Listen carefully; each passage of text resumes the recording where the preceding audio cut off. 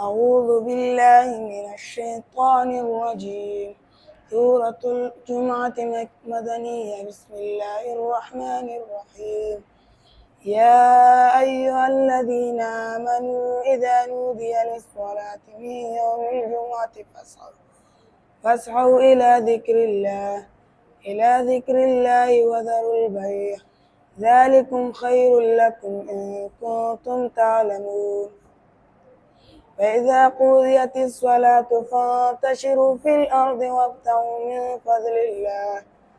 من فضل الله واذكروا الله كثيرا لعلكم تفلحون.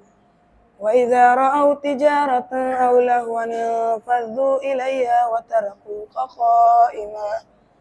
قل ما عند الله خير من اللهو ومن التجارة، والله خير الرازقين. صدق الله العظيم.